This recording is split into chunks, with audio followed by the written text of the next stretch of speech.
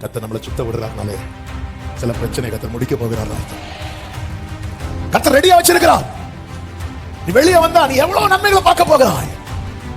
உன் நெடுநாள் பிரச்சனையை கர்த்தர் உன் கண்ணுக்கு முன்னாடி இல்லாம போகிறார். பரிசுத்த ஆவியானவர் அநேகரோடு தீர்க்க தரிசனமாய் பேசுகிற கர்த்தருடைய வார்த்தை இதுதான். பல நாள் பல வருட பிரச்சனையை ஒரே நாள்ல டீல் பண்ண போகிறார்.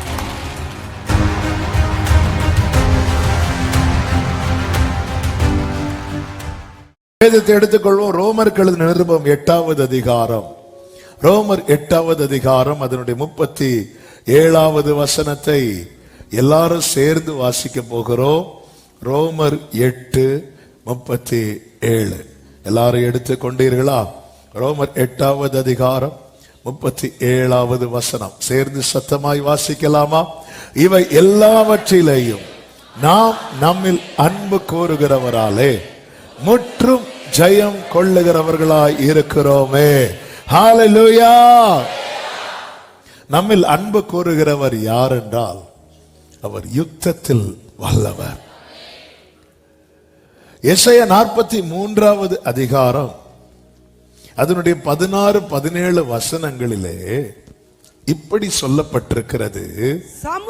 சமுத்திரத்திலே வழியையும் வலிய தண்ணீர்களிலே பாதையையும் உண்டாக்கி ரதங்களையும் குதிரைகளையும் இராணுவங்களையும் பராக்கிரமசாலிகளையும் புறப்பட பண்ணி அவைகள் எழுந்திராதபடிக்கு ஒருமித்து விழுந்து கிடக்கவும் ஒரு திரி அணைகிறது போல் அவைகள் அணைந்து போகவும் பண்ணுகிற கர்த்தர். கர்த்தர் என்பது அவருடைய நாமம். யாத்திராகமம் 15:3 என்ன சொல்லப்பட்டிருக்கிறது? கர்த்தரே யுத்தத்தில் வல்லவர். கர்த்தர் என்பது அவருடைய நாமம். அந்த கர்த்தர் என்ன செய்ய வல்லவர் என்றுதான் ஏசாயா 43:16-17 நாம் படித்தோம். அதாவது ரதங்கள் குதிரைகள் இராணுவங்கள் பராக்கிரமசாலிகளை புறப்பட பண்ணி, அதுக்கு முன்னாடி சமுத்திரத்திலே வழியையும் வலிய தண்ணீர்களிலே பாதையையும் உண்டாக்கி ரதங்களையும் குதிரைகளையும் இராணுவங்களையும் பராக்கிரமசாலிகளையும் புறப்பட பண்ணி அவைகள் எழுந்திராதபடிக்கு ஒருமித்து விழுந்து கிடக்கவும் ஒரு திரி அணைகிறது போல அவைகள் அணைந்து போகவும் பண்ணுகிற கர்த்தர். இவர் நம்மில் அன்பு கூறுகிறார். இவரால் நாம் ஜெயிக்க போகிறோம். இந்த பிரச்சனை நமக்கு தெரியும்.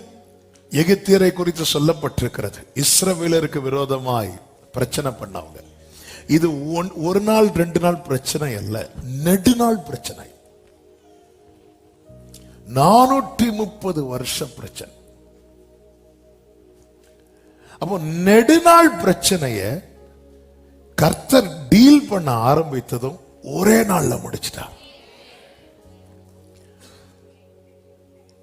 பல வருட பிரச்சனைய இந்த ஒரே வருடத்துல முடிக்கிறது என் ஆண்டவருக்கு. விசுவாசிக்கிறவங்க மட்டும் ஆமென் சொன்னா போதும். நான் சொல்ற வார்த்தையெல்லாம் விசுவாசிக்கிறவங்க, நம்புறவங்க, என்னோடு பேசுகிறார் என்று நிச்சயம் உள்ளவங்க மட்டும் ஆமென் சொல்லி ஏற்றுக்கொள்ளும். பல வருட பிரச்சனைய கர்த்தர் ஒரே நாள்ல டீல் பண்ண போறார். இந்த பரிசுத்த ஆவியானவர் அநேகரோடு தீர்க்க தரிசனமாய் பேசுகிற கர்த்தருடைய வார்த்தை இதுதான். பல நாள் பல வருட பிரச்சனைய ஒரே நாள்ல டீல் பண்ண போகிறார். ஹல்லேலூயா. ஒருபுறம் இவர் ரதங்களையும் குதிரைகளையும் இராணுவங்களையும் பராக்கிரமசாலிகளையும் புறப்பட பண்ணும் போது, இன்னொரு புறத்தில் சங்கீதம் 77 அதனுடைய 19-20 வசனங்களிலே சொல்லப்பட்டிருக்கிறது. உமது காலடிகள் தெரியப்படாமற் போயிற்று, உமது வழி கடலிலும் உமது பாதைகள் திரண்ட தண்ணீர்களிலும் இருந்தது. ஏசாயா 43:16 என்ன படித்தோம்? சமுத்திரத்திலே வழியையும் வலிய தண்ணீர்களிலே பாதையையும் உண்டாக்கி. இங்க நம்ம என்ன படிக்கிறோம்? உமது வழி கடலிலும் உமது பாதைகள் திரண்ட தண்ணீர்களிலும் உண்டானதென்றல்ல. அதன் அர்த்தம் என்ன? இஸ்ரவேலர்கள் வர்றதுக்கு முன்னாடியே கர்த்தர் அங்க வழியை உண்டாக்கிட்டார். ஹalleluya. உங்க முன்னாடி வனாந்திரம் இருக்கலாம், பள்ளத்தாக்கு இருக்கலாம், ஆனா அந்த பாதையில நீங்க வருவதற்கு முன்னமே உங்களுக்கு வேண்டியதை கர்த்தர் உண்டாக்கி வைப்பார். அங்க இங்க இருந்தது 20 சொல்லப்பட்டிருக்கிறது. மோசே உமது வழி கடலில் உமது பாதைகள் 19 திரண்ட தண்ணீர்களிலும் இருந்தது. உமது காலடிகள் தெரியப்படாமற் போயிட்டு. 19வது வசனம், தெரியப்படாமற் போயிட்டு. 20 சொல்லப்பட்டிருக்கிறது, மோசே ஆரோன் என்பவர்கள் கையால் உமது ஜனங்களை ஒரு ஆட்டு மந்தையை போல வழி நடத்தினீர். வசனம் போடுறவங்க குயிக்கா மாத்துங்க. மோசே ஆரோன் என்பவர்களின் கையால். இங்க ஒரு கூட்டத்தை அதே பாதையில வழி நடத்துகிறார், இன்னொரு கூட்டத்தையும் புறப்பட பண்ணுகிறார். 2 கூட்டத்தையும் புறப்பட பண்ணுகிறது யார்தான்? கர்த்தர். ஆட்டு மந்தையை போல, இதுதான் நமக்கு கொஞ்சம் முன்னாடி படித்தோம், மிருக ஜீவன்களை போல. அப்ப தேவனால வழி நடத்தவும் முடியும், அழிக்கவும் முடியும். சர்வ வல்லவர். ஆனா இங்க என்ன சொல்லப்பட்டிருக்கிறது என்று பார்த்தால், அந்த நெடுநாள் பிரச்சனை எப்போ ஒரே நாள்ல முடிச்சாரு தெரியுமா? எப்போ ஜனங்கள் அவரால் நடத்தப்பட்டார்களோ. இன்னைக்கு செய்தி தரும். நெடுநாள் பிரச்சனை ஒரே நாள்ல முடிச்சிருவார். எப்ப தெரியுமா? எப்பொழுது ஜனங்கள் எப்படி நடக்கணும்? ஆட்டு மந்தையை போல. ஆட்டு மந்தை போலன்னா ஆட்டு மந்தைக்கு யார் தேவை? சத்தமா சொல்லுங்க, மேய்ப்பன் தேவை. எங்களுக்கு எல்லாம் தெரியும்னு அங்க இங்கேயும் போகிற ஆடு ஏதாவது இடையில போய் சிக்கி இருக்கும். மேய்ப்பனே மும்மந்தை ஆடு நானே, மேய்த்திடும் மேய்ப்பனும் பின்னே செல்வேன். ஆட்டு மந்தையை போல. அப்ப எப்பொழுது இவர்கள் அவரால் நடத்தப்பட ஆரம்பித்தார்களோ அப்பொழுது பல நாள் பிரச்சனைய ஒரே நாள்ல முடிச்சிட்டார். நம்ம ஆண்டவர் என்ன நீங்க நடத்துங்கன்னு சொல்லிட்டு சும்மா ஜெபம் பண்ணிட்டு போகிறதல்ல. கர்த்தர் முற்றிலும் ஜெயம் தர விரும்புகிறார். சில பாதையை கர்த்தர் க்ளோஸ் பண்ண போகிறார். சில டோர்ஸ் க்ளோஸ் ஆகுது. எல்லாரும் அழிந்த இடத்துல நோவாவும் குடும்பமும் ஜெயிக்க காரணம் என்ன தெரியுமா? கர்த்தர் பேழையின் கதவை அடைத்தார். என்ன ஜெயிக்க வைக்க சில டோர் அடைக்கப்படணும்னா அடைங்க ஆண்டவரே.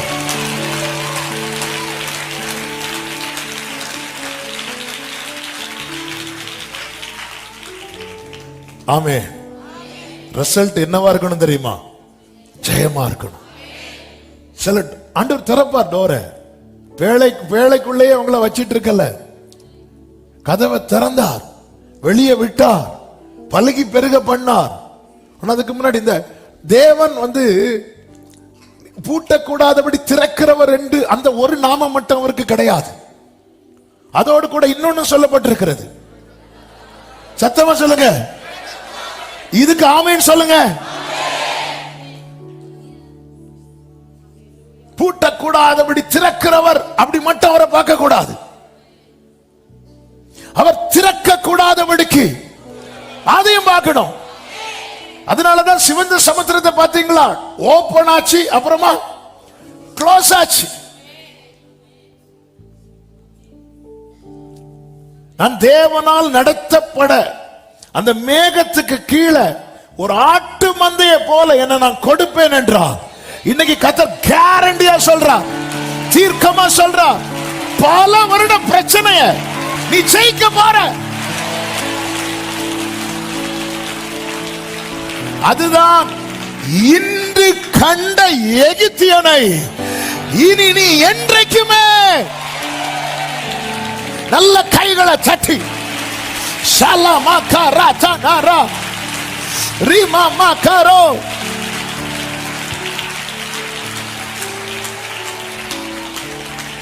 ஆக்சுவலா போன திங்கட்கிழமையில நியூ இயர் சர்வீஸுக்காக ஜெபம் பண்ணிட்டு இருக்கும்போது இன்னொரு வேர்டை வந்து ஆண்டவர் அப்படி நினைவுல கொண்டு வந்தார். கடற்கடன்னு டைப் பண்ணி வச்சிருந்தேன். இந்த ஃப்ரைடே ஃபர்ஸ்ட் அந்த வேர்டை பேசலாம்.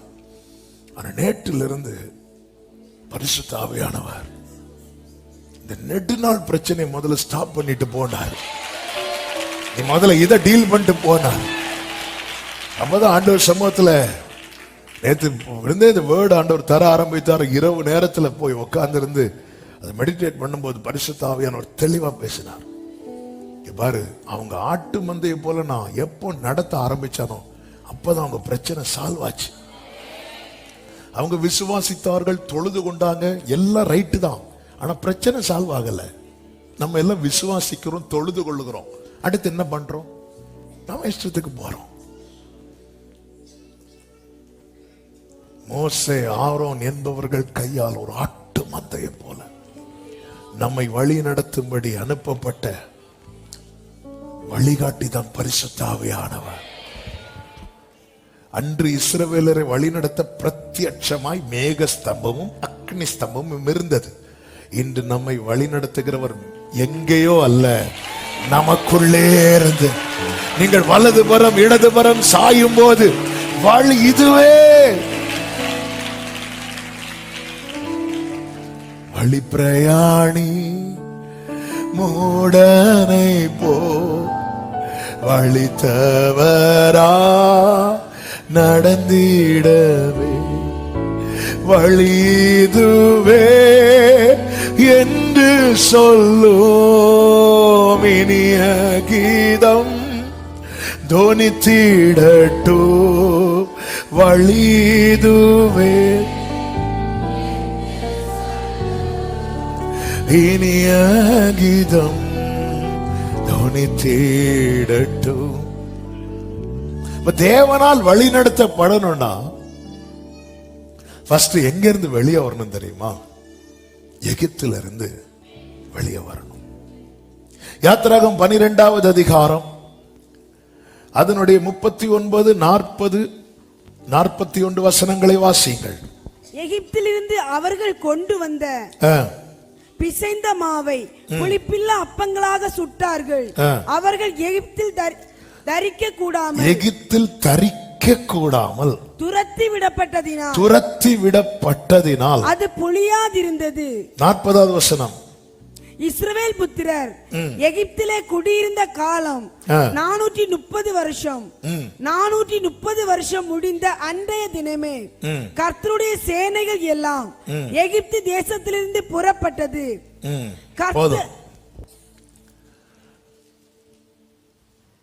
எகிப்திலிருந்து வெளியே வர தேவன் வாய்ப்பு தருவார். பாத்தீங்களா?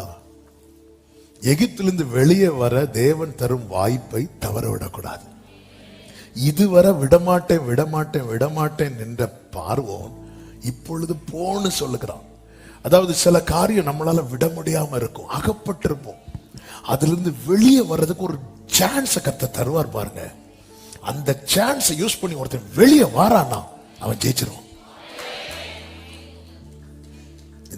இந்த வேர்ட் எகிப்திலிருந்து சும்மா வெளியே வரல, ஆண்டவர் எனக்கு காட்டி தந்ததுதான் வாய்ப்பு. இதுக்கு இன்னும் ஒன் டே டிலே பண்ணியிருந்தா பார்வன் வேற மாதிரி ஆயிருப்பான்.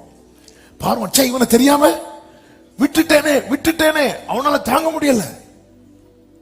அந்த வாய்ப்பை பயன்படுத்தணும். கர்த்தர் சில காரியத்திலிருந்து வெளியே வர முடியல, கர்த்தர் வாய்ப்பு கொடுப்பார்.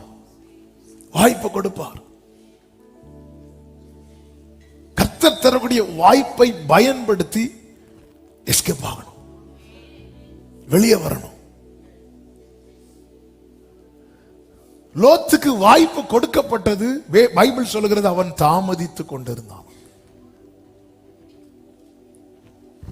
அவன் தாமதித்துக் கொண்டிருந்தான்.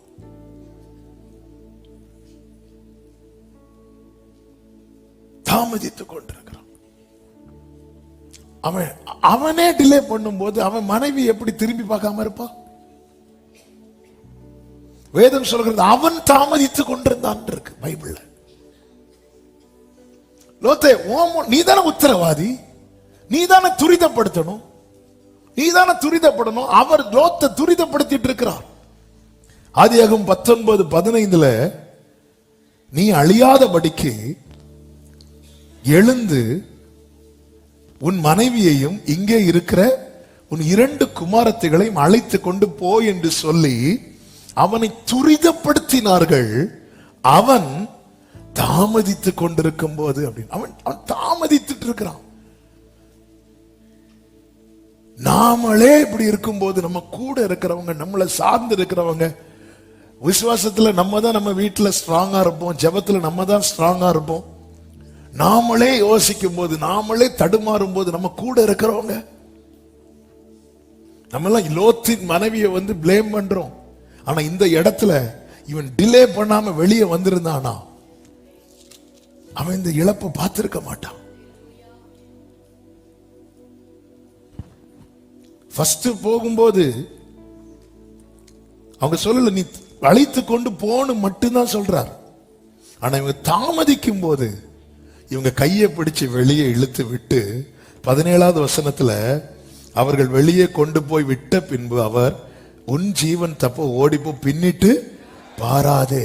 இதுக்கு அப்புறம் தான் ஃபர்ஸ்டே நீ ஓடிப்போன்னு சொல்லியிருந்தானா அவங்க போயிருப்பாங்க. டிலே பண்ண ஆபத்து நெருங்கி இருக்கிறது. டிலே பண்ண வாய்ப்பு கிடைக்குது, ஒரு கோல்டன் சான்ஸ். ராகாவை பாருங்க, சான்ஸுக்காக வெயிட் பண்ணிட்டு இருந்தா. எனக்கு மட்டும் ஒரு வாய்ப்பு கிடைக்கட்டும். அப்ப சொல்றாங்க வேவு பார்க்க வந்தவங்க, இங்க மாறுமா இந்த சிகப்பு கயிறு இந்த ஜன்னல்ல கட்டிக்கோ, நாங்க இதை பிடிக்க வரும்போது நீ இதுக்குள்ள இருக்கணும். வாய்ப்பு அவ மிஸ் பண்ணல. அன்னைக்கு மட்டும் ராகாப் என்னும் வேசின் இருக்கு, அன்னைக்கு மட்டும் அவ அந்த பழைய வாழ்க்கையை நோக்கி போயிருந்தானா இல்ல, அவள் தனக்கு கிடைத்த வாய்ப்பை பயன்படுத்த எல்லாத்தையும் நஷ்டம் என்று எண்ணினாள். வாய்ப்பை எகிப்தை விட்டு வெளியே வருவதற்கு டெய்லி சான்ஸ் கிடைக்காது. அனுக்கிரக வருஷம் இருக்கு, ரட்சணிய நாள் இருக்கு. கர்த்தரை கண்டடையத்தக்க சமயத்தில் அவரை தேடுங்கள், அவர் சமீபமா இருக்கையில். நாளைக்கு பார்த்து நம்ம எல்லாம் நிறைய தீர்மானம் எடுப்போம். இந்த ஜனவரி 1 வரட்டும். எந்த ஜனவரி? ஐயோ ஜனவரி 1 முடிஞ்சிட்டேன், நான் தூங்கிட்டேன்னு. சரி, அடுத்த ஜனவரி. இல்ல, வாய்ப்பை தேவன் தாரார். ரூத் பாருங்க, நகோமி இல்லாம பெத்லகேமுக்கு போக முடியாது.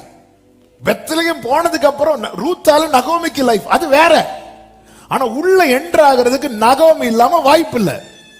நகோமி வேண்டாங்கிறாங்க, ரூத்தோ விடாமல் பற்றி கொண்ட வாய்ப்பை மிஸ் பண்ணல. ஓர்பாள மாதிரி கோச்சுக்கிட்டு ரூத் போயிருந்தானா சரித்திரமே இருக்கா. ஓர்பாள் என்ன ஆனா தெரியல, வாழ்ந்திருக்கலாம். அங்க யாரையாவது மேரேஜ் பண்ணி எதுவுமே தெரியாது, அடையாளமே தெரியல. ஓர்பாளின் அடையாளம் தெரியவில்லை. ஆனா ரூத் சரித்திரமானால், எனக்கு சான்ஸ் மிஸ் பண்ணல. எனவேதான் இஸ்ரவேலர்கள் புறப்படும் போது இஸ்ரவேலர்கள் மட்டும் புறப்படவில்லை. யாத்திராகமம் 12:38 சொல்லப்பட்டிருக்கிறது, அவர்களோட கூட பல ஜாதியான ஜனங்கள் அநேகர் போனார்கள். ஏன்னா ஒரு டோர் ஓபன் ஆகுது. எங்க இன்னொருத்தங்க யூஸ் பண்றாங்க, வேற ஒருத்தங்க யூஸ் பண்ற. இதுதான் இயேசு சொல்லுகிறார். மத்தேயு 8வது அதிகாரம் 11-12 வசனங்களிலே, அநேகர் கிழக்கிலும் மேற்கிலும் இருந்து வந்து பரலோக ராஜ்யத்தில் ஆபிரகாம், ஈசாக்கு, யாக்கோபு என்பவர்களோட பந்தி இருப்பார்கள். ராஜ்யத்தின் புத்திரரோ புறம்பான இருளிலே தள்ளப்படுவார்கள். அங்கே அழுகையும் பற்கடிப்பும் உண்டா இருக்கும் என்று உங்களுக்கு சொல்லுகிறேன். ராஜ்யத்தின் புத்திரர் மெத்தனமா இருக்கிறாங்க, அசதியா இருக்கிறாங்க. நாளைக்கு திருந்திரலாம் இல்ல. எகிப்தை விட்டு வெளியே வர்றதற்கு கர்த்தர் ஒரு நாளை செட் பண்ணி வாய்ப்பை தரார்னா ஓடிரணும். தமஸ்குக்கு போற வழியில பவுலுக்கு ஒரு வாய்ப்பு கிடைச்சது. அந்த வாய்ப்பை யூஸ் பண்ணிட்டு என்ன செய்யணும் ஒப்பு கொடுத்துட்டான். என்ன சொல்லி இருக்கணும் தெரியுமா பவுல்? ஆண்டவரே, நான் சனகரிப் சங்கத்துக்கு போறேன், ஏன்னா எனக்கு அவ்வளவு கமிட்மெண்ட் இருக்கு, என்னால எல்லாம் அப்படிலாம் வெளியே வர முடியாது. லோத்தே, உனக்கு என்ன கமிட்மெண்ட்? சில பொருட்களை நீ விட்டுட்டு போற, அவ்வளவுதான். ஆனா நீ டிலே பண்ற. பவுல் டிலே பண்ணல. எவ்வளவு பெரிய போஸ்ட்ல இருந்தார் தெரியுமா பவுல்? ஒருவன் கொலை செய்யப்பட பவுல் சைன் போட்டு கொடுக்கிறான். அந்த சைனுக்கு அவ்வளவு வேல்யூ இருக்கு. ஆனா சான்ஸ் கிடைக்குது. அதே போலதான் நிர்பந்தமான மனுஷர்களா இருப்போம். வெளியே வர்றதுக்கு ஆண்டவர் ஒரு சான்ஸ் கொடுக்கிறார் பாருங்க. ஜம்ப் பண்ணிரணும், வெளியே வந்துடணும். கர்த்தர் ரெடியா வச்சிருக்கிறார். நீ வெளியே வந்தா நீ எவ்வளவு நன்மைகளை பார்க்க போகிறாய். உன் நெடுநாள் பிரச்சனைய கர்த்தர் உன் கண்ணுக்கு முன்னாடி இல்லாமக்க போகிறார். ஹல்லேலூயா, ஹல்லேலூயா. நெடுநாள் பிரச்சனைய வாய்ப்பு கிடைக்கும் போது வெளியே ஜம்ப் பண்ணிரணும். இப்போ பார்வனே சொல்ற, போயிருங்க, தயவு செய்து போயிருங்க. ஜனங்கள் நிக்க கூடாமல், அவங்களால தரிக்க கூட முடியல. கொஞ்சம் பார்வோன் அங்க மட்டும், அன்னைக்கு மட்டும் ஜனங்கள்கிட்ட, இங்க பாருப்பா, உங்களுக்கு என்ன வக்கீல் தரேன்னு சொன்னா கூட கொஞ்சம் பேர் இருந்திருப்பாங்க. இது தேவன் தரக்கூடிய வாய்ப்பு. நல்லா புரிஞ்சுக்கோங்க. வெளியே பாவத்திலிருந்து ஒரு மனுஷனுக்கு அவனாக வெளியே வர முடியாது. ஆனா கர்த்தர் நிறைய சான்ஸ் தருவா தெரியுமா? அதை மட்டும் அவன் யூஸ் பண்ணலன்னா அவனுக்கு அவனே குழி வெட்டிட்டான்னு அர்த்தம். எனவேதான் எருசலேமை பார்த்ததும் அவர் கண்ணீர் வடித்தார். உனக்கு கிடைக்கப்பட்ட இந்த காலத்தில் ஆகிலும் நீ சமாதானத்தை கேட்டு, உனக்கு சான்ஸ் நான் தரேன். தீர்க்கதரிசிகளை கொன்று எருசலேமே, கர்த்தருடைய வார்த்தையை சுமந்து வந்தவர்களை புறம்பே தள்ளின எருசலேமே, இதோ நான் உன்னை மீட் பண்ண வாரேன். கோழி தன் குஞ்சுகளை சேர்த்து கொள்ளு வண்ணமாய் நான் எவ்வளவு தடவை உனக்கு சான்ஸ் கொடுத்தேன். வாய்ப்பை யூஸ் பண்ணி ஜம்ப் பண்ணிடணும். அந்த வாய்ப்புக்காக வெயிட் பண்ணிட்டே இருக்கணும்.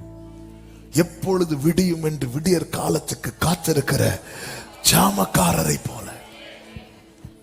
சரி, அகப்பட்டுட்டோம், நெருக்கப்பட்டுட்டோம். எனவேதான் பாருங்க, பாபிலோன்ல தானியேல் ரொம்ப உயர்ந்த நிலையில் இருந்தாலும் தானியேல் வெயிட் பண்றான். ஆண்டவரே, என்னைக்கு இப்போ நாங்க எருசலேமுக்கு போ. அதனாலதான் அவர் ஜெபம் பண்ணும் போது விண்டோவை எதுக்கு நேரா இருந்து ஜெபம் பண்ணுவார் தெரியுமா? எருசலேமுக்கு நேரா. நீங்க எவ்வளவு உயர்த்தப்பட்டாலும் இல்ல, நான் பாபிலோனை விட்டு வெளியே வரணும். பைபிள் அதுதான் சொல்லப்பட்டிருக்கிறது. பாபிலோன் குமாரத்தின் இடத்தில் குடியிருக்கிற சீயோனே, நீ உன்னை விடுவித்துக் கொள், பிற்பாடு மகிமை. ஹல்லேலூயா. கோரேஸ் வராரு. கோரேஸ் வந்ததும் சொல்றாரு, யார் யாருக்கெல்லாம் போகணுமோ போங்கன்னு. எல்லாரும் போகல. ஏன்னா கோரேஸ் நல்ல ராஜா, தேவனால் ஏற்படுத்தப்பட்டவன். அவர் சொல்றாரு, இப்ப ஆலயம் எரிச்சுட்டாங்க, எருசலேம் எரிச்சுட்டாங்க, யார் யாருக்கெல்லாம் போய் கட்டணுமோ கட்டுங்கன்னு சொன்ன எல்லா இஸ்ரவேலரும் எல்லா யூதரும் அப்படின்னு இல்ல, அதுல இருந்து கொஞ்சம் பேர் போறாங்க. சிலர் இந்த லைஃபே நல்லா இருக்கு. யாரெல்லாம் போனாங்க தெரியுமா? பாபிலோன் ஆறுகள் பக்கத்துல உட்கார்ந்து இருந்து எருசலேம் நினைச்சு அழுதாங்க தெரியுமா? அவங்க எல்லாம் போனாங்க. பாபிலோன்ல எகிப்துல இருந்தது போல அவர்கள் அடிமைகளா இருக்கவில்லை. அடிமைதான், ஆனால் நல்ல நிலையில இருந்தாங்க. தானியேல், சாத்ராக், மேஷாக், ஆபேத்நேகோலாம் தெரியும், நல்ல கவர்மெண்ட் ஜாப்.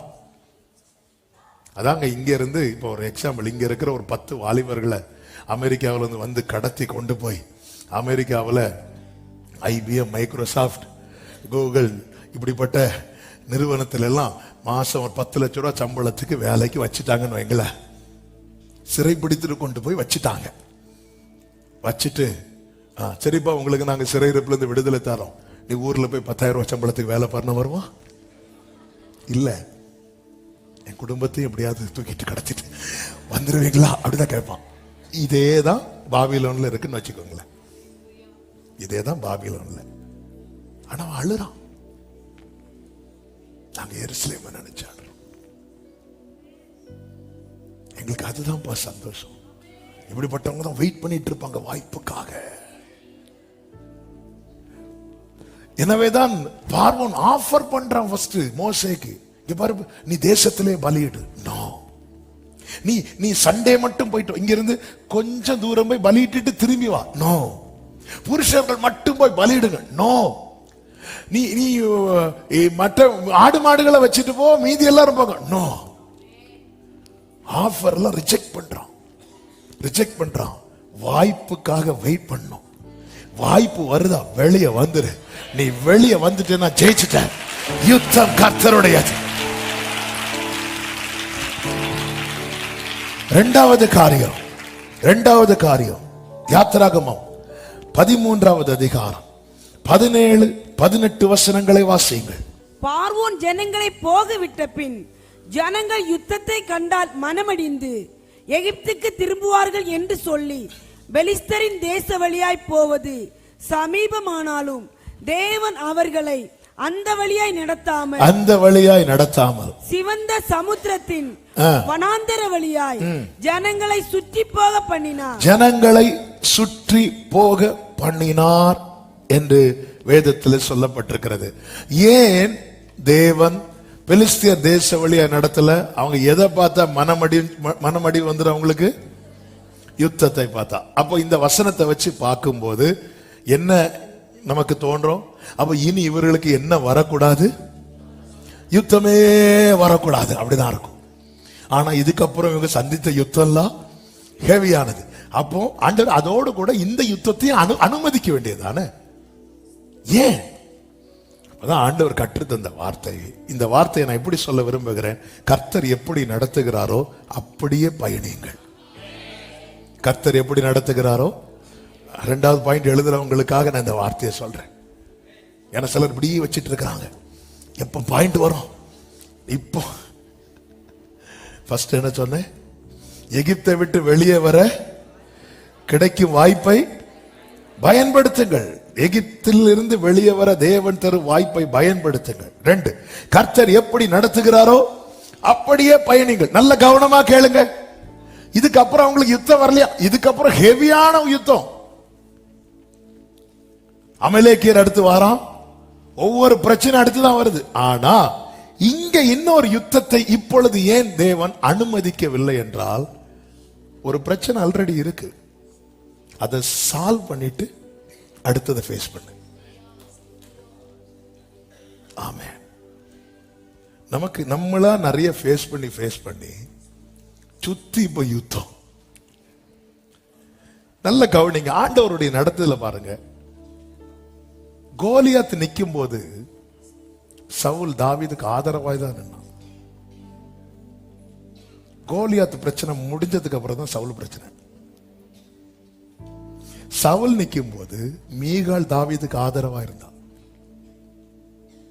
சவுல் பிரச்சனை முடிஞ்சதுக்கு அப்புறம் மீகால் அற்பமா பார்க்கிறான். என்னதுன்னு அர்த்தம் தெரியுமா? நீங்க தேவனால் நடத்தப்படுறீங்கன்னா ஒரு பிரச்சனைய சால்வ் பண்ணாம கர்த்தர் அங்கிருந்து கொண்டு போக மாட்டார்.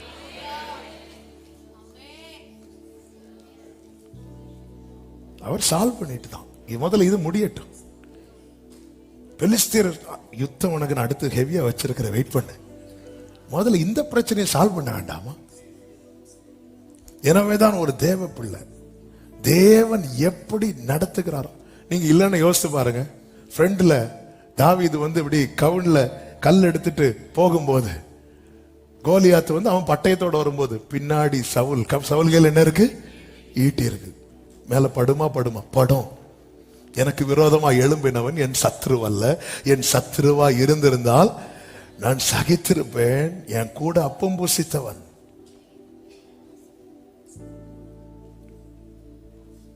அது முதல்ல முடிச்சிட்டு வா. சவுல் தாவீது கோலியாத்து வீழ்றது வரைக்கும் சவுல் தாவீதை சிநேகித்தான் அப்படின்னு இருக்கு. இந்த பிள்ளை யாருப்பா? ரொம்ப நல்ல பையன். சில பிரச்சனையில சில நமக்கு ரொம்ப சப்போர்ட்டிவா இருப்பாங்க பாருங்க. ஆனா பிரச்சனை முடிஞ்சதுக்கு அப்புறம் அவங்க நமக்கு பிரச்சனையா மாறுவாங்க. பாத்தீங்களா? உங்கள் முகங்கள்ல அப்படி ஒரு சில பிரச்சனை நம்ம கூடவே இருப்பாங்க, கூடவே இருப்பாங்க. ஆனா பிரச்சனை முடிஞ்சதும் அவங்களே நமக்கு பிரச்சனை. ஆண்டவர் அதான் சொல்றாரு, இங்க பாருப்பா, இன்னொரு யுத்தம் எல்லாம் வேண்டாம், நீ கொஞ்சம் சுத்தினாலும் பரவாயில்ல. ஆண்டவர் சொன்ன வார்த்தை இதுதான். பாதை நிமித்தம், அவர் நடத்துகிற பாதை நிமித்தம் மனமடி உண்டாகலாம், ஆனா தோல்வி உண்டாகாது. நடத்துகிறது கர்த்தர்.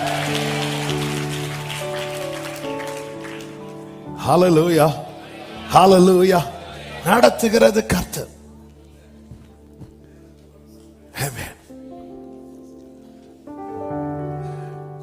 ஜெய கிறிஸ்து முன் செல்கிறார், ஜெயமாக நடத்திடுவார்.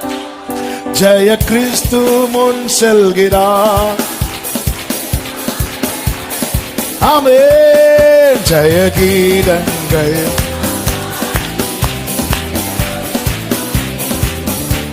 glory, ஜெயம் அல்லேலூயா, ஜெயம் அல்லேலூயா. சத்ருவின் கோட்டை தகர்ந்தொழிய, சத்தியம் நித்தியம் நிலைத்தோங்க. சத்ருவின் கோட்டை பாடுங்க. ஆமென். சாத்தானின் சேனை நடுங்கிடவே, துதி சாட்சி ஆர்ப்பரிப்போ, துதி சாட்சி. ஜெய கிறிஸ்து, ஜெய கிறிஸ்து, ஜெயமாக நடத்திடுவார். ஜெய கிறிஸ்து ஜெயமாக நடத்திடுவார். ஜெய கீதங்கள் ஜெய கொடியும் ஏற்றி சத்தமாய் ஜெயம் அல்லேலூயா.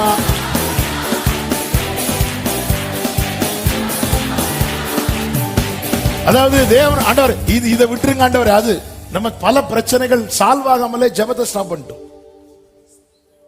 பல பிரச்சனைகள் இன்னும் சால்வ் ஆகல, ஜெபத்தை ஸ்டாப் பண்றோம்.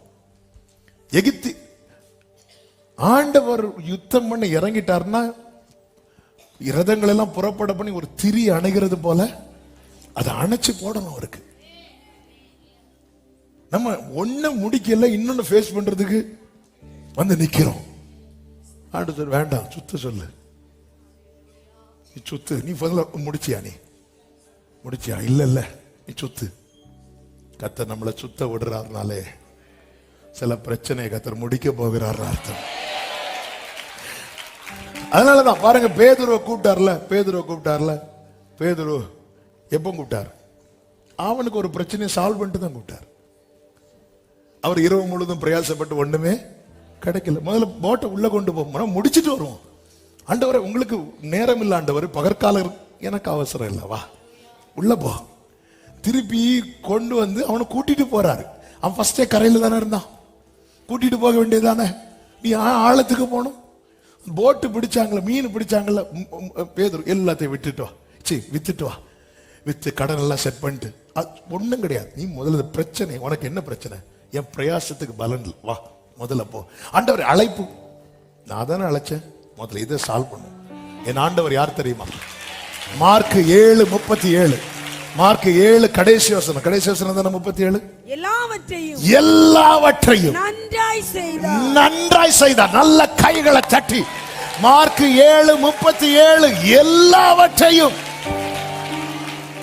நன்றாய் செய்தார். இவர்தான் நான் ஆராதிக்கிறது. எல்லாரும் சொல்லுங்க, எல்லாவற்றையும் நன்றாய் செய்தார். எல்லாவற்றையும். ஹல்லேலூயா. ஆமென். நம்ம அப்படி நம்மெல்லாம் ஒர்க்கை ஃபினிஷ் பண்ணாமலே எல்லாமே பண்ணிடுவோம். எல்லாரும் அப்படித்தானுங்க. எல்லாருமே நம்ம வீடு கட்டுறோம், பிரதிஷ்டை டைம் ஆச்சு, டிசம்பருக்குள்ள பண்ணணும், அல்லது இந்த டேட்டுக்குள்ள பண்ணணும். சிலர் வெளியூர்ல இருந்து வந்திருப்பாங்க, அவங்க போறதுக்குள்ள பண்ணணும். அப்படி இப்படின்னு பண்ணி எடுத்துட்டு ஒரு மேக்கப் பண்ணிட்டு உள்ள வருவோம் இல்ல. அதுக்கப்புறம் நிறைய வேலை, எல்லா வேலையும் அப்படிதான், எல்லாமே அப்படிதான், எல்லாமே அப்படிதான். ஆனா ஆண்டவர் அப்படி கிடையாது. அவர் எல்லாவற்றையும் ஆண்டவர் டைம், எனக்கு அவசரம் இல்லை, நீ ஆழத்துக்கு போ. எதுக்கு ஆழத்துக்கு கூட்டிட்டு போகணும்? அவன் அழைப்புக்கும் அதுக்கும் சம்பந்தம் இல்லையே. நீ போ ஆழத்துக்கு. ஏன்? உனக்கு ஒரு பிரச்சனை இருக்கு பேதுருவே, அதை டீல் பண்ணிட்டு தான் நான் உனக்கு கூட்டிட்டு வருவேன். ஆமென். தேவனால் அழைக்கப்பட்டவன், ஹல்லேலூயா, அவன் ஒன்றை தோற்றதுனால அவரிடத்தில் வந்தவனா இருக்கக்கூடாது. நான் அதை அடிக்கடி சொல்லுவேன் வெக்கத்தோடு. எனக்கெல்லாம் நான்லாம் என் அரியர்லாம் கேட்டு உங்களுக்கு அரியர் வந்துடாம, ஹல்லேலூயா. ஆனா ஆண்டவர் பாருங்க, என்ன ஊழியத்துக்கு அழைக்கிறதுக்கு முன்னாடி அவ்வளோத்தையும் கிளியர் பண்ணி பாஸ் பண்ண வச்சு சர்டிபிகேட்டை கையில வாங்க வச்சு, இனி வா சால்வ் பண்ணிட்டு வருவா, நீ வா நம்ம போ. என்ன ஆண்டவர், வேண்டாம் இந்த பக்கமே வேண்டாம் ஆண்டவரே, இயேசுவின் பின்னே போக துணிந்தேன், கொஞ்சம் வெயிட் பண்ணு, அங்க ஒரு பிரச்சனை இருக்கு, அதை டீல் பண்ணிட்டு வரும் வா. ஆமே. ஆண்டவர் பார்த்தார். இப்போ ஆண்டவர் மட்டும் இவங்க கிட்ட ஒரு ஐடியா கேட்டிருந்தானு, பார்வோம் நான் வர சொல்லட்டுமா கேட்டிருந்தா எனக்கு தெரியும், கேட்க மாட்டார்.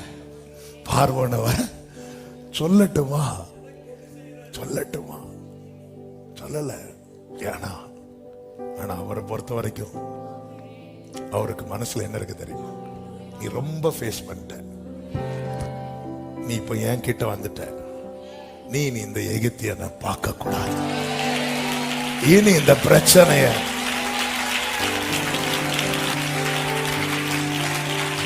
நீ ஜெயிச்சுட்டு வா, ஜெயிச்சுட்டு வா. நீ கசப்பை அனுபவிச்சுட்ட, அது மதுரமா மாறும், அதை நீ டேஸ்ட் பண்ணணும், அதுக்கப்புறம் உன்னை கொண்டு வந்துருவார். நம்ம என்ன நினைக்கும் தெரியுமா? சில நேரத்தில் நமக்கு தோணும், ஆண்டவரே கசப்பா இருக்கும்போது என்ன இருந்து கூட்டிட்டு வந்தீங்க, நான் எவ்வளவு சந்தோஷமா இருப்பேன், என்ன வச்சு மதுரமாக்கிட்டு இப்போ வான்னு சொன்னா இல்ல, நீ அதை மதுரமாக்கிட்டு வா.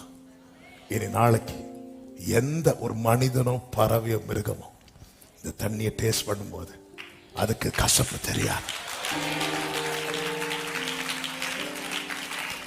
உங்களுக்கு தெரிந்த கசப்பு உங்க தலைமுறைக்கு தெரியாது. நீங்க அதை ஜெயித்தா, இந்த மாறாவை நீங்க ஜெயிக்கணும். நீ ஃபேஸ் பண்ண இந்த மாறாவை ஒன்ன வச்சு ஜெயிக்க வைக்க போகிறா. ஹல்லேலூயா. 27வது வசனம்.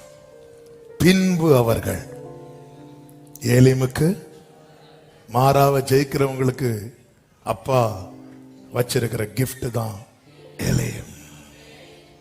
சோ எத்தனை பேர் இந்த ஏலிம் என்கிற பரிசை வாங்க ஆயத்தமா இருக்கிறீர்கள்? பக்கத்துல பார்த்து சொல்லுங்க, கிஃப்ட் ரெடி, கிஃப்ட் ரெடி சொல்லுங்க, கிஃப்ட் ரெடி. என்ன அழகா சொல்றீங்க, நீங்க நல்லா இருப்பீங்க. இந்த இயர்ல நீங்க சாட்சியா சொல்ல போறீங்க, ஏலிமை காண பண்ணினா 12 நீரோற்று 70 பேரிச்ச மலங்க. 12 நீரூட்டுனா ஒவ்வொரு கோத்திரத்துக்கும் ஒவ்வொன்று 70. போன சண்டே சொன்ன 12 கோத்திரம் ஆண்டவர் ஒவ்வொன்றுக்கும் வச்சிருக்கிறார். பக்கத்து அதான் ஒவ்வொருத்தருக்கும் வச்சிருக்கிறார் 70. இஸ்ரவேலர்கள் எகிப்துக்கு வரும்போது எத்தனை நம்பர் இருந்துச்சு தெரியுமா? 70. அத ஒவ்வொருத்தருக்கும் ஒவ்வொன்று, ஒவ்வொருத்தருக்கும். ஆண்டவரே அவங்களுக்கு சண்டை போட வேண்டாம், அவன் அவனுக்குரிய பங்கு. ஹல்லேலூயா. சோ அதனால எல்லாரையும் பிளஸ் பண்ணுங்க. பக்கத்துல பார்த்து சொல்லுங்க, ஏலிம் ரெடியா இருக்கு, மாறாவை ஜெயித்திருங்க, மாறாவை ஜெயித்திருங்க. ஹல்லேலூயா. இவர் தான் நம்மில் அன்பு கூறுகிறவர். இப்ப தெரியுதா ஏன் டேஸ்ட் பண்ண வச்சாருன்னு, ஏன் சுத்தம் பண்ணினார்னு? நம்ம ஒவ்வொன்னையும் ஜெயித்து ஜெயித்து ஜெயித்து ஜெயித்து ஜெயித்து வந்து இந்த கானான்ல கால் எடுத்து வைக்கணும். கர்த்தர் அப்படியே உங்களை நடப்பிப்பாராக, கர்த்தர் உங்களை ஆசீர்வதிப்பாராக.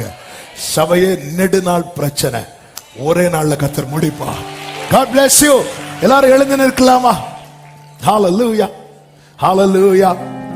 ஆமென். தேவா நான் ஏதினால் விசேஷித்தவன், ராஜா நான் அதை தினம் யோசிப்பவன். தேவா நான் ஏதினால் விசேஷித்தவன், ராஜா நான் அதை தினம் யோசிப்பவர். எதினால் இது எதினால் glory, எதினால்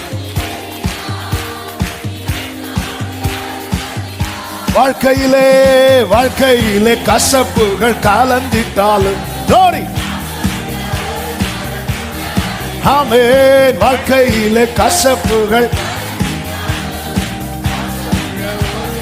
மாறாவின் நீரை தேனாக மாற்றும் என் நேசர் என்னோடுண்டு. தேனாக மாற்றும் என் நேசர். ஒரு விஷயம் கூட, வாழ்க்கையிலே கசப்புகள் பாசமுள்ள ஒரு மரம் கூட வருது. உடரமா கலரா விசுவாசத்தோடு மாறாவின் நீரை ஓரமாலா கதிரியா தரரா என்னோடுண்டே. மாறாவின் நீரை என்னே மேகஸ்தம்பம் மேலிருந்து மேகஸ்தம்பம் பாதை காட்ட பகலெல்லாம் கூட வருது. கோரி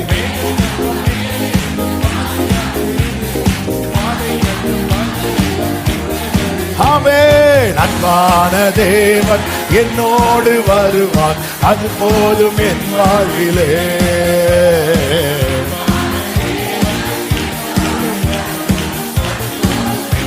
இப்ப சொல்லுங்க, அவமானம் அடைவதில்லை. அப்பா நான் உமது பிள்ளை, அவமானம் அடைவதில்லை. அப்பா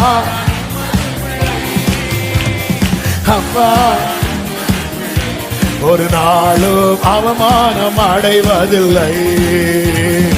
அப்பா ஒரு நாளும். நல்ல கைகளை தட்டி தேவனுக்கு மகிமை. முழு பலத்தோடு யுத்தத்தில் வல்லவர் கர்த்தர் என்பது அவருடைய நாமம். நெடுநாள் பிரச்சனையை ஒரு திரி அணைவது போல் அணைத்து போட்டு முற்றிலும் ஜெயம் தர போகிற தேவனுக்கு ஸ்தோத்திரம். நம்முடைய கர்த்தராகிய இயேசு கிறிஸ்துவின் நாமத்தினாலே நமக்கு ஜெயம் தருகிற தேவனுக்கு ஸ்தோத்திரம், ஸ்தோத்திரம், ஸ்தோத்திரம். ஆமென், ஆமென். நம்முடைய வலது கரத்தை உயர்த்தி இடது கரத்தை இருதயத்தில் வைத்து ஒரு ஆட்டு மந்தையை போல நடத்துகிற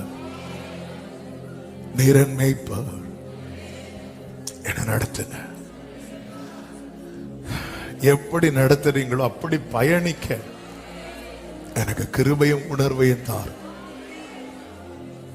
ஒவ்வொருவரையும் அப்படியே நடத்தி இந்த இயரப்பா ஏலிமை பாத்துறணும்பா. ஏலிமை பரிசா நீங்க கொடுக்க போறீங்க.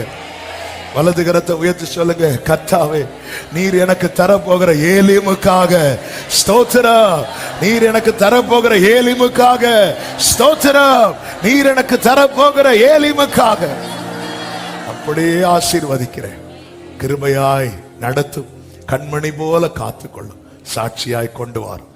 எல்லா மகிமை கனம் துதி ஸ்தோத்திரங்கள் ஒருவருக்கே செலுத்துகிறோம் இரட்சகர் இயேசு கிறிஸ்துவின் நாமத்தில் பிதாவே, ஆமென். சேர்ந்து சொல்லுவோம், என் ஆத்துமாவே கர்த்தரை ஸ்தோத்திரி, முழு உள்ளமே அவருடைய பரிசுத்த நாமத்தை ஸ்தோத்திரி. என் ஆத்துமாவே கர்த்தரை ஸ்தோத்திரி, கர்த்தர் செய்த சகல உபகாரங்களை மறவாதே. ஆமென். நம்முடைய கர்த்தராகிய இயேசு கிறிஸ்துவின் கிருபை, பிதாவாகிய தேவனுடைய அன்பும், பரிசுத்த ஆவியானவருடைய ஐக்கியமும் சிநேகமும் பாதுகாவலும் நம் அனைவரோடும் எல்லா பரிசுத்தவான்களோடு கூட கர்த்தருடைய வருகை மட்டும் தங்கி இருப்பதாக. ஆமென். ஹல்லேலூயா.